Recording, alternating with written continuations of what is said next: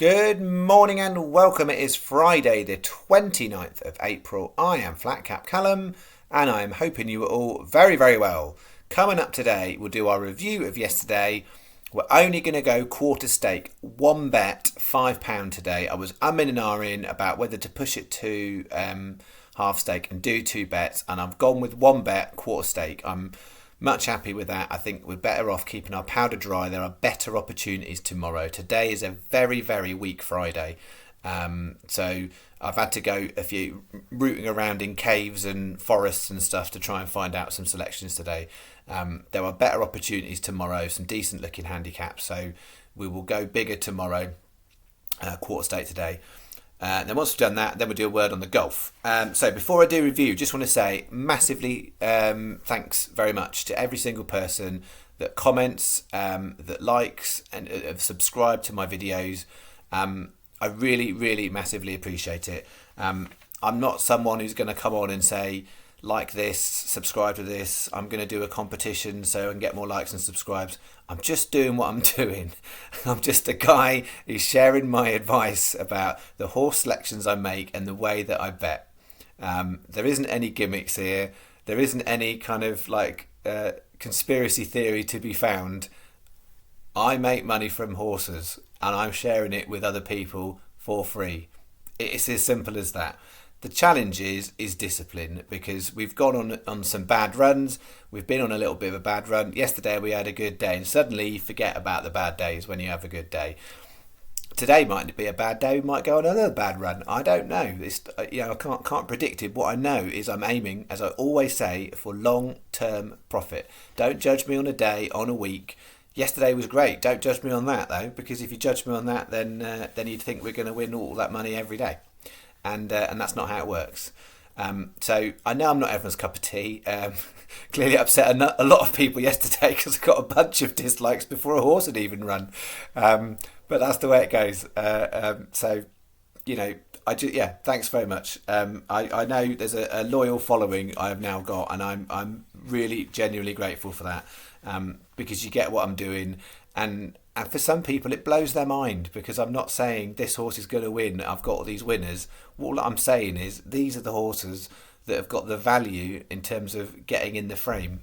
And if they win, like we had one winner yesterday, that's really excellent. I'm happy with that. But ultimately, I'm trying to make profit just from horses placing, ultimately. And if they win, that is a bonus. Ultimately, we need some of them to win to make the proper long-term profit. But even just breaking even, we can do that off horses placing. So, yesterday, good day all round. So, didn't end up being bookmaker sensitive, and both bets were wins. So that was good. So we had 3 o'clock, Mount Mogan, 11 to 1. It was 12 to 1 SP. So everyone should have got best price guaranteed because it was a no extra place race. Interestingly, that was their best value horse of running yesterday at Lingfield. So 12 to 1 is the best horse, win or place, in terms of value running yesterday. So happy to have that in the bet. We then went 405 Lingfield, Perfect Symphony. That was second. 100 to 30 was the SP, so you might have got a little bit shorter on that one. Then 620 Chelmsford, Morag McCulloch, 6 to 1 third. 10s we had on the channel, but that price held quite a lot, so hopefully most of you got that. And then 6:45 Chepstow, equally fast. There was no extra places. It was third, and it was 6 to 1 on the SP. So hopefully everybody got that best price guarantee. So we had a 15p each way, lucky 15, 25p each way single. Decent bet landed, all four placed. And then bet two didn't start well because neither of the first leg horses made the frame. So disappointing. But then we had Silver Class placed 11 to 1. It was third. A Great View then went and won at 10 to 1, and Exit to the West was fourth. And most major bookies paid that out. It was fourth at 16s. So we basically had these as in the lucky 15 two times because they were a same leg 2, 3 and 4. So decent return. So I made that 15 on. I got 75.79 back, so a profit of £60.79, which puts us nicely in profit for the week now. So we're 40 up for the week. It does mean we're in profit for April. And today's such a small bet, it won't have an impact. So Saturday will be the make or break now of whether we get over the line for April. So as long as we don't have a terrible day Saturday, we should be all right.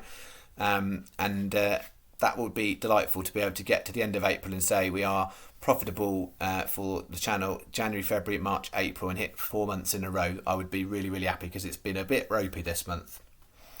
All right, what have we got today? I ummed. I had 8 horses on my list, and I knocked 2 out for being too marginal, and I've knocked the 2 shorties out. I had 2 shorties, and I was going to put 1 shorty in the bet, and I didn't. So here is what I've got, but it is not a strong bet. There's big prices, not a strong bet, and not as good as either of the bets yesterday. So I've got 115 Newmarket. So those of you who read the review last night that I wrote in the comments, 2 of these I flagged because I was concerned about the price. So New Hope Bullet, 22 to 1. It's basically a bunch of unraced horses racing against each other. And I think that's the one that the market's got a little bit wrong. I think the 22 to 1 doesn't do that horse service in terms of its breeding. So I'm hopeful we'll get closer than the 22 to 1 suggests. Whether we get first 3, we'll see. So that was 40s last night that I flagged on the review. 22s is what we've got for the channel today. It will be best price guarantee if it does drift out. I don't think it will, to be fair, but if it does, we will. We've then got 415 Punchestown. That's the best handicap of the day. Not a big price. So Bustleton there, 15 to 2. I'm not expecting that price to move up or down massively. It'll probably move a little bit. There's not a massive amount of value in that as those odds. So, I wouldn't want that to go below 6 to 1. And then the other one I flagged last night of Durasso, you could have got that 80s last night in places. We've got it 50s on the channel with Sky Bet. It's the Honeysuckle race, so I don't think Honeysuckle is necessarily going to get beaten. But you've got 5 other horses running against it. And I think they're all, you could argue a case for all, and they're all pretty evenly matched. Which horse would I think is going to come second if you'd said to me on overall? Probably I think St. Roy is the best option for coming second. But St. Roy is 10 to 1, and that's 50s. That's 5 times. Do I think St. Roy is 5 times more likely to come second ahead of Durasso? No, I don't. And if something goes wrong with Honeysuckle, you are playing for a win. But here I'm aiming for second place. And I just think the odds are far too big for a horse that's got decent form recently. And I think that you can argue a case for all 5 of those to come second. So I'm going to go with Durasso, but I'm not telling you it's the second best horse even. And then in the 8-10, that's the one I was going to have a shorty, and in the end I've gone with Clundor Westy, 8-10 at Cheltenham. So we were quite spread out today, in 7 hours between races. So I've gone for one at Cheltenham. Sky have gone 4 on that, and I think there are a couple of other bookies that might have gone 4 on it as well on that race. I just think the odds are a bit big on that one too. So it's trained by Alan Hill, and I follow Alan Hill's horses particularly when they come on the point to put outside of point to point when they're running hunter chases and stuff. I used to live really, really locally to that yard and used to go running past it very often. He's got 4 running today at Cheltenham, and I think that's the best one at value. So I've stuck it in. But we've got some marginal stuff in here. So 15p each way, lucky 15, and a 25p each way double. That's your bet. Don't go massive on that. If it comes in, we'll get a brilliant return, clearly. But I'm not saying it's worth risking more.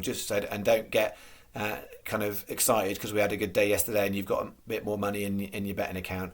Save your money for tomorrow. That's what I'm saying to you. Much better opportunity tomorrow. Be disciplined. Have a small bet today. Save it for tomorrow. Okay. And word on the golf. So we had one bet live yesterday. Henry du Plessis to come first round leader. He was in the lead. He bogeyed the last 2 holes, and that cost him. So close, but no cigar for Henny. But we haven't got him in the main bets. So just checking where we're at with the Catalonia Championships. So happy enough with our lucky 15. So Ashley Chester's is the one we need to get moving today.